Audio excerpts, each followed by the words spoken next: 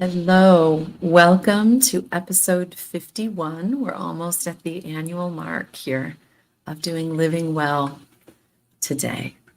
And I'm Angela, your guide for the next 30 to 40 minutes.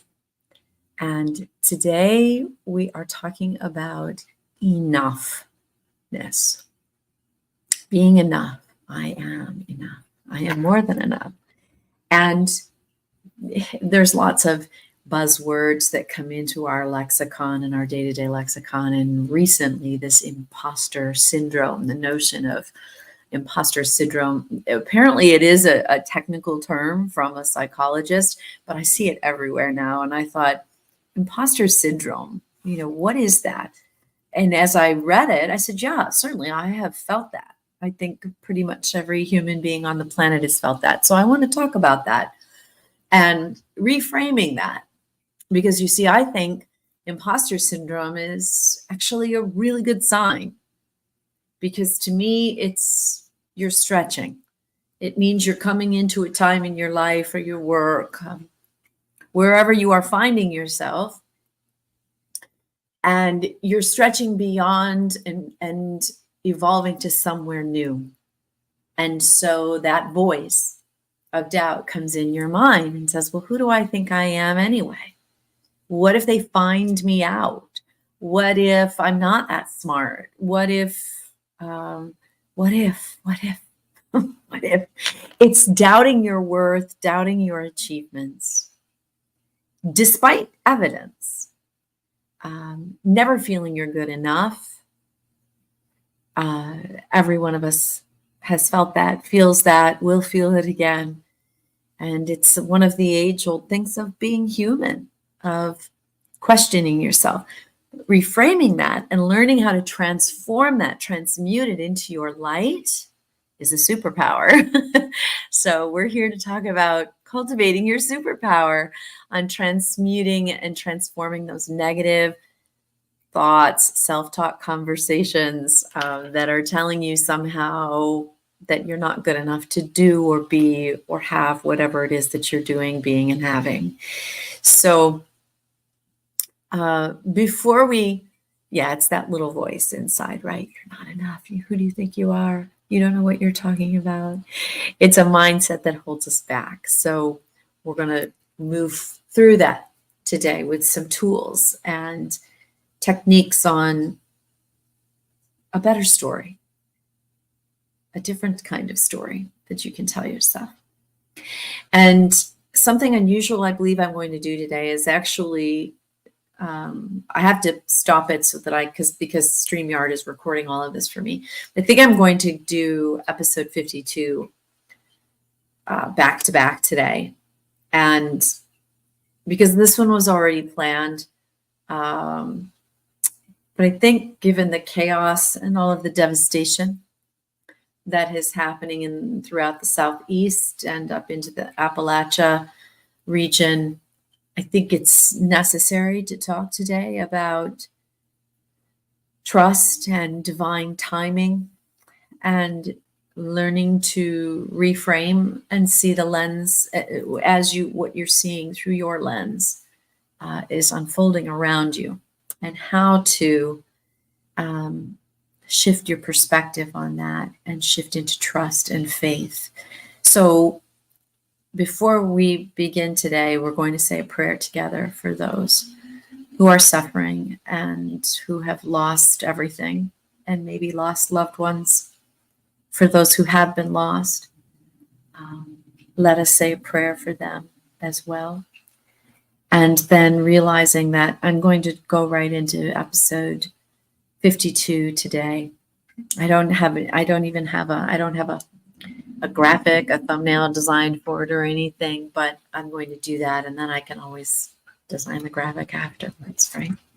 So let us pray, or let us hold some silence for those at the end as well. God, source, universe, please protect and bring ease and comfort and safety to those who are suffering at the hands of Hurricane Helene. Reassure them, hold their hand, wrap a warm blanket of grace and love around them now. Extend your light and love to all those affected. Allow them to see a path through, to give them courage, deepen their resilience, strengthen their faith in you. The universe truly does, despite all evidence, have their back. Bring them love and ease and comfort. And for those who have been transitioned to their true selves back home, welcome them with open and loving arms as they reemerge into all that is. Give their families peace and healing in the days, weeks, and months that come. Unite and reunite these communities for the sake of all. Let us now have a moment of silence for those who have transitioned.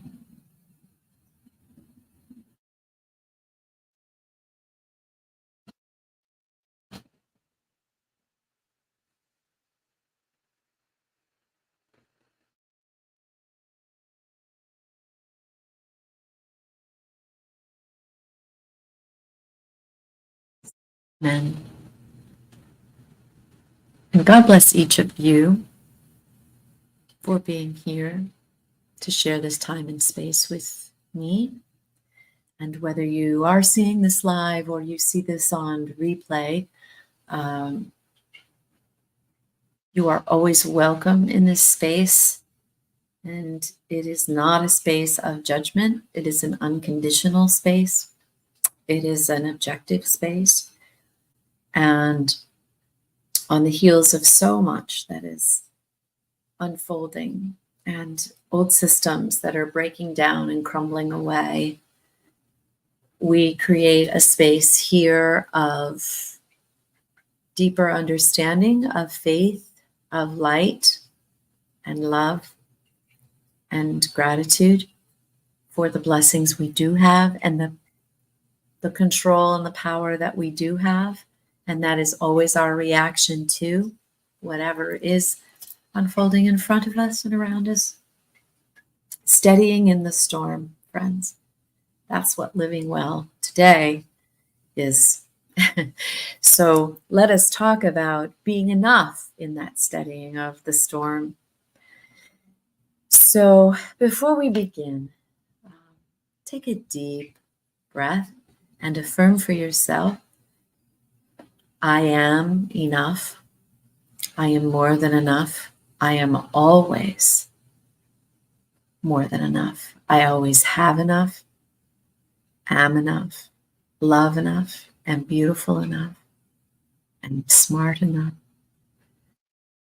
Just as I am enough.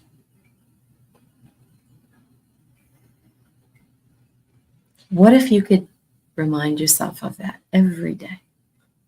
Several times a day, if necessary. Sometimes I have to remind myself more than once a day, for sure. So your unique talents, your unique strengths and experiences, you possess experiences that no other human being on this planet of 9 billion people, they do not have your story. Your story is yours. And you, therefore, get to steer it.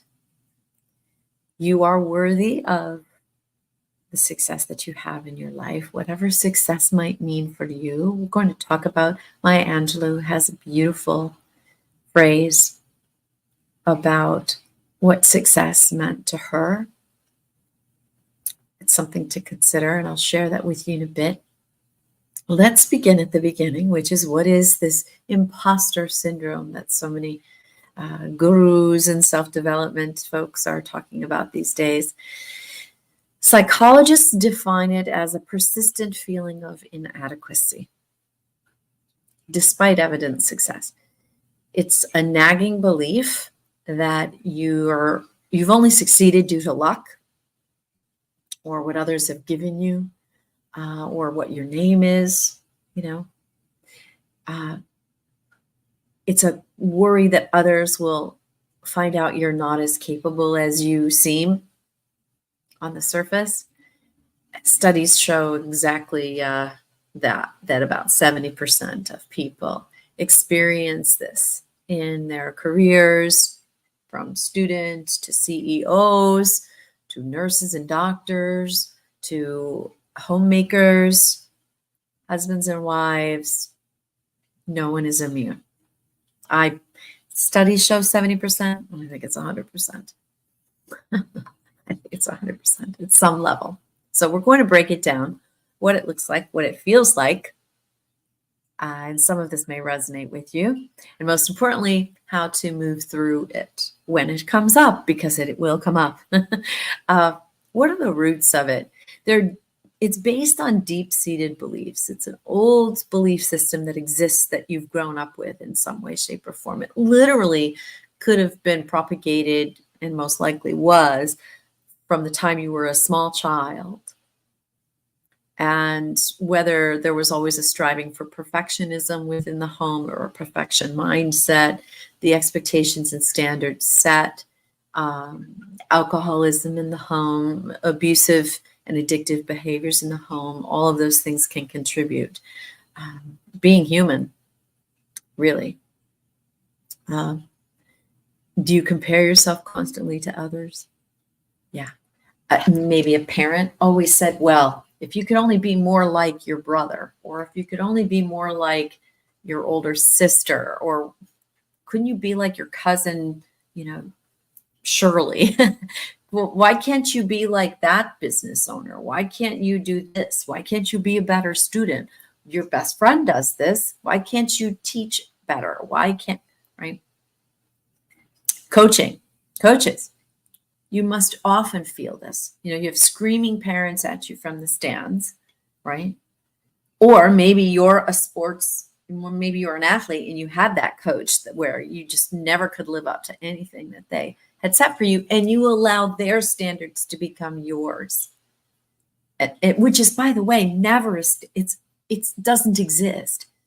The standard of perfection doesn't exist. You must learn to accept the perfection that is you here and now. And that definition of perfection is simply because you are. Because you beat all the odds in being here on this planet in the first place. You had the courage to come here. That's enough. That's enough. Right? The gifts. Now, I want to put one caveat in here, and I always do. And it's not a judgment about that choice that you're making, because it is a choice. If you are not doing something in some way to contribute to the whole, then no, you are not being enough of what is intrinsically part of your nature. You're not recognizing that you have resources and the responsibility being here to strive consciously to be a model, to find beauty in the despair, to transmute through the challenges. And that beginning to recognize, okay, right where I am, I haven't always done that. I haven't always thought about the whole. I've most of my life thought about myself. And that's okay. There's no judgment around that. You awaken to this power that you have at different times. through divine timing, in right timing. And we have to trust that too. You know, I was talking with a friend this morning about the vice presidential debate last night, and which, by the way, I thought both individuals held themselves with decorum.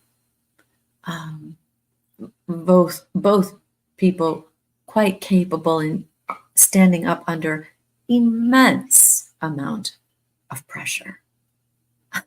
The whole world watching, the stakes, the devastation that's going on inside our country and outside our country, troops sent to the Middle East, all of these things, these two men, these two human beings, despite all of that and all of the beatings that both of them have taken from both sides, stood up there and said, I am responsible. I am enough.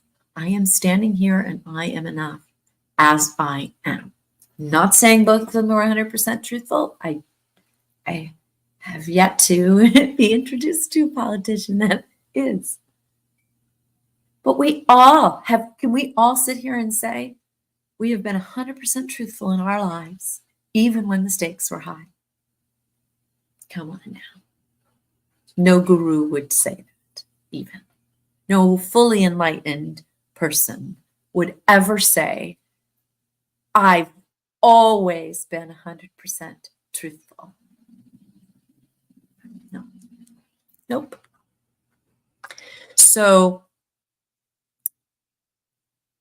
what I want to encourage you to consider is that when you begin to take responsibility for not fertilizing your gifts, for ignoring that inner pull, when you're willing to begin to open to the fact that you have not been perfect and that you are human and that you at the time did what you did, that's all rearview mirror.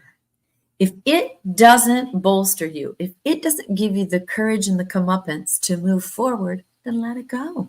It's not serving you. It's not serving anyone else. We're here, right now, today, to say you are enough right now. Now, how would you like, and in what way would you like to improve how you feel? Because you are in charge of how you feel. So if you can say, today I am enough and I feel like I want to give myself a break. I want to give myself an opportunity to go in, to take stock of what I am capable of. If you're alive, you are already a survivor, because there are lots of reasons not to be, right? But you have found the reasons to be. So you are already realizing and drawing upon a certain set of gifts, your survival gifts. And if you're alive, you have them. The question is, are you ready to move into tapping into and cultivating and utilizing every day your thriving gifts? What are those? Well, let's talk about those thriving gifts. And I don't know specifically what yours are as an individual, but you have them. For sure you have them.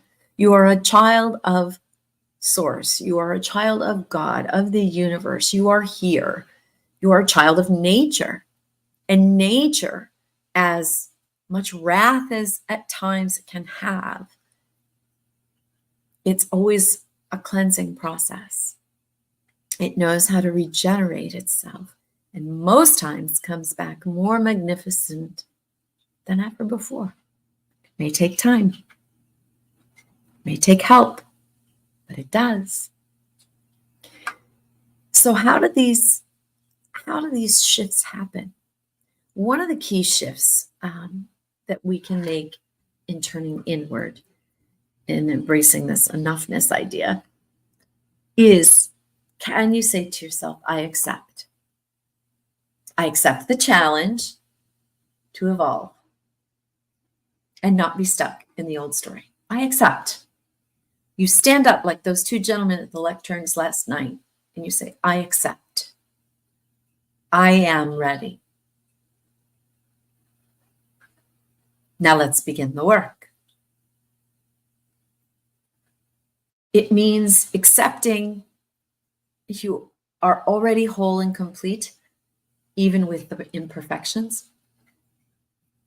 It's also incumbent upon you to accept that you have a responsibility as a human being here in this time and place to step up to the lectern, to take charge of your own life and to say, I am enough and I am ready. I'm ready for the challenge that is before me. To shift my belief system, to change the story, to take the wheel of my own life and realize I have that power. It's about realizing that your worth is not tied to your achievements or to the material things that you have in your life. Those are reflections of the path that you've traveled so far. They are indeed. They're reflections of whatever story you've been telling yourself. That you're not worthy, that you're not smart enough, that you're not good enough, that you're not pretty enough, thin enough, handsome enough, tall enough, didn't come from the right background, didn't have the right upbringing, had an alcoholic parent, was sexually abused. The teachers were mean to me. I was bullied. We all have a story. And I'm not saying that it doesn't matter. It's part of what's made you who you are. Of course it matters. Of course it does. Are there transgressions to some who are unthinkable? Yes. It's a memory. It's a memory. So what do you do now? Do you allow it to shackle you for the rest of your days here? Is that really what you want? You really want to stay in that place? Or do you want to come out into the light? And you come out into the light, you stand in the sunshine by standing first inside of enough-ness.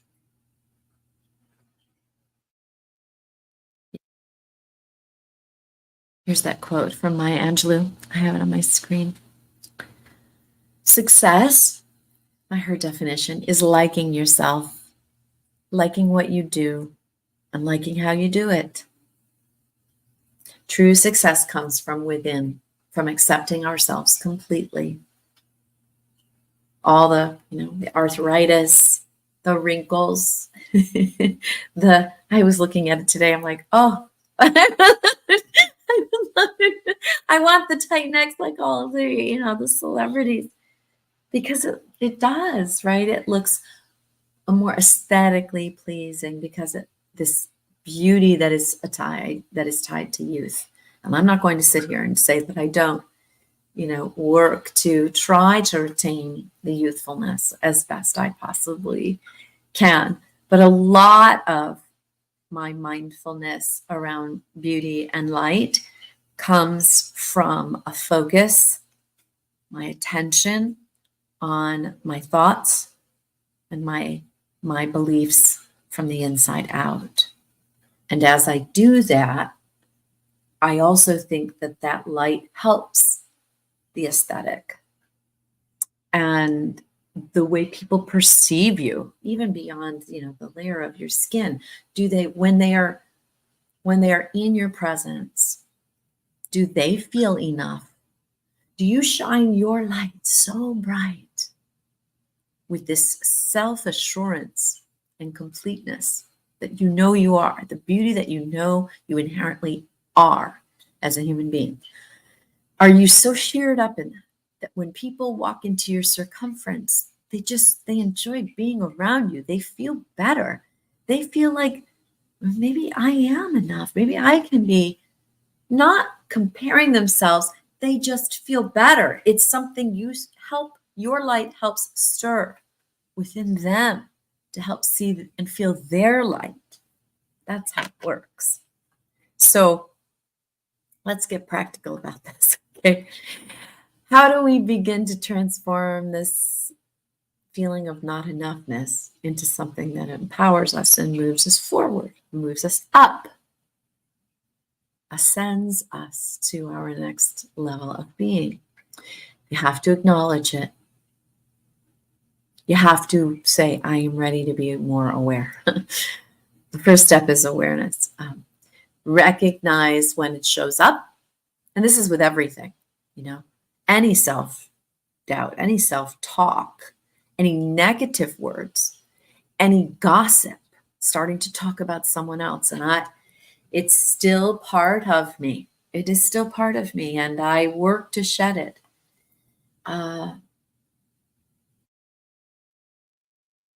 It's not about never slipping up and never reverting back into an old story or an old pattern. It's just about collapsing the time frame by which you recognize you're doing it so you can course correct it. Oop. That hot or colder thing. Oh, nope, I'm getting colder. I got to come back. Got to come back to center. Remind myself who I am and that I am here to shine my light, that what others are doing is none of my business.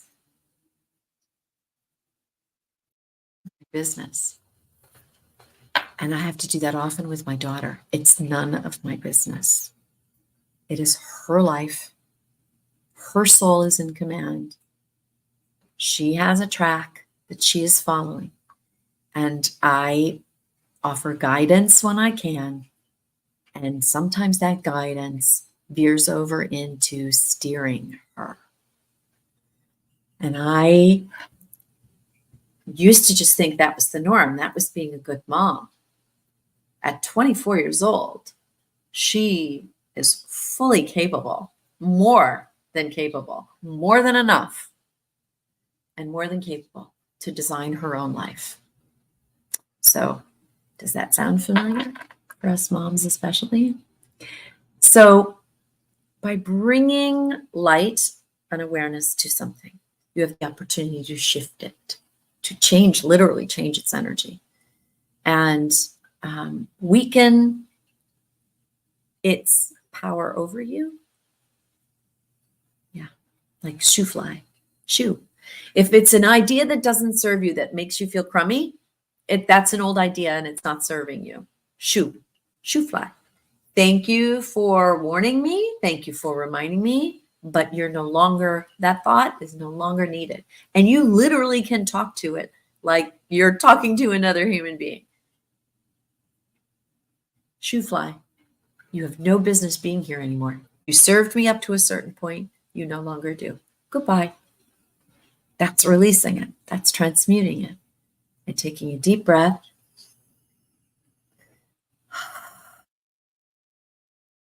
As you breathe in, imagine you're breathing in assurance and light and love and enoughness, and sending enoughness to every cell in your body.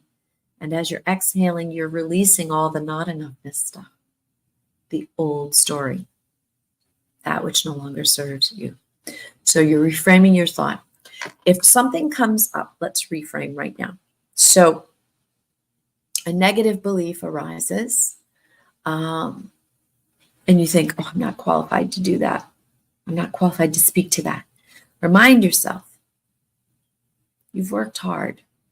You're showing up. You're human. You're alive. There are lots of good things in your life that you have proven yourself over and over to either be a good friend, a good parent, a good employee. Plenty of evidence. So reframe it.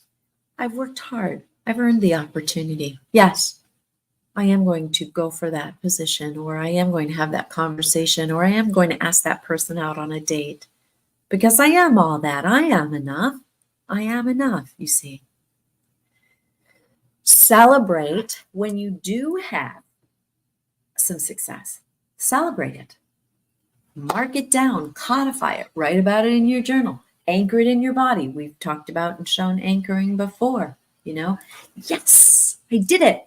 Yes, arms in the air. And then just feel that and hold that moment of celebration and realization. And whenever there's a time that you're doubting yourself, you just throw the arms up in the air and affirm yes. And you shift your physiology, which shifts your brain, and you're back into a more resourceful enough self. Talk about it.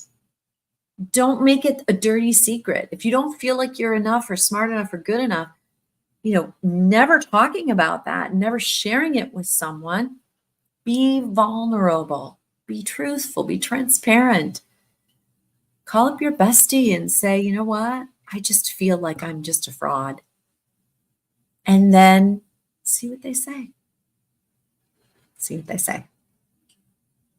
You'll find out two things. That's not how they see you at all and what their experience has been with you at all. They may very well remind you of lots of reasons that you're not fraudulent. And when you shut up for them, and then they'll share with you, oh, I know exactly what you mean. Yesterday at work, blah, blah, blah, blah, blah, blah, blah, blah. You see. So that convening and communing is really healthy and really vital, especially in these days. This sounds easier than said than done. Embrace imperfection. There's not a person on the planet that is perfect. Striving for perfection adds an unattainable pressure and keeps you from recognizing your worth right here, right now. Be open and reframe it to, I am learning through that choice. I'm learning through that choice. Was that choice maybe the best one for me? No, but it got me warmer again. It brought me back here, or brought me to this person, or, right? If beating yourself up on a choice you made 20 years ago, is that smart? Does that sound smart? And I let go of that. I've let go of that in layers, because there are things that I'm like, what was that all about? Why did I hurt that person so deeply? That's, but that's about forgiveness, forgiving yourself, forgiving the other person or the circumstance, forgiving God. There was a time, I shared this story recently. There was a time I was really angry with God, and it brought me to such a more beautiful and loving understanding of God, the universe, source, the collective consciousness, nature, whatever it is that you view that is bigger than yourself. So we're at 1233. Oh, that's a good number. I'm selling my home right now. 33 is a good real estate number. Affirmation to reset your mindset. I release the need to compare myself to others. I am unique, and my path is uniquely my own. I embrace my strengths, my growth, and my choices. I am enough, just as I am. I am accepting the challenge of becoming aware and opening to my greatest source and my greatest self.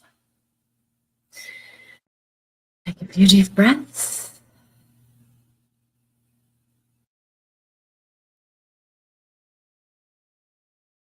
You can carry that with you today.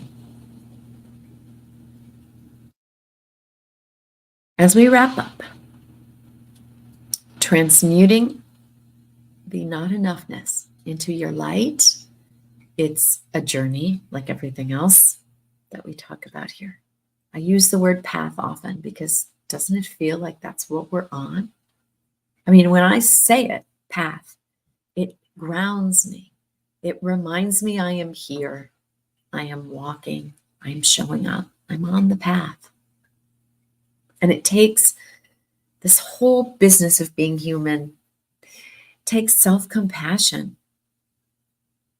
You know, look at the compassion that is outpouring right now for the people in Tennessee and North Carolina and Florida. Well, give that kind of compassion to yourself too. It's needed, it's necessary. Awareness, some practical tools like affirmations, learning how to forgive, watching videos, listening to meditations, guided or unguided, taking that time to be quiet and still so that you can go inward and not be distracted. By going inward, you can begin to shift those beliefs, recognize the ones that are there now, bring them out of the dark and out into the light, and say, here I am, all the ugliness or the perceived ugliness that I have viewed as my past transgressions or not enoughness stories of where I feel I failed people or failed myself or failed my country or failed my community or failed my boss or all of those things. Here they all are. And I love them too. And coming to terms with all of who you are is recognizing both sides of our coin. And at the end of the day, we are but one coin, right? Those two sides are the same coin. One. It is shining light on what you do have as gifts, what you possess as strengths, and the ways that you come to your work and the world. And recognizing that that's where you want to live. You want to live in that place more often than you want to live in the other place. And just day by day, week by week, month by month, year by year, you live more and more in the light, in your own light. And as you live more and more in your own light, the people who come into your circle are doing the same, are realizing the same for themselves. I'll leave you with this powerful quote from Eleanor Roosevelt. And I do hope you, maybe stay with me an extra half hour because I'm going to close this out. I'm going to come right back and with episode 52. But here's a powerful quote from Eleanor Roosevelt. No one can make you feel inferior without your consent. You've heard that before. You have the power to decide. You have the power to choose a new thought, a new story, breaking old patterns so that the new patterns have the opportunity to emerge. And they'll serve you, they'll serve your family, your community, your teammates, your co-workers, your fellow athletes, coaches. They'll serve your community, your state, your country, the world. You have the deciding power. You have the deciding power. All right. On episode 52, coming up right next, we're going to be talking about divine timing and trusting in that divine timing, despite the scariness that we see in the world and what it really means when you're experiencing this reality or that reality. We're going to talk a little bit about quantum physics.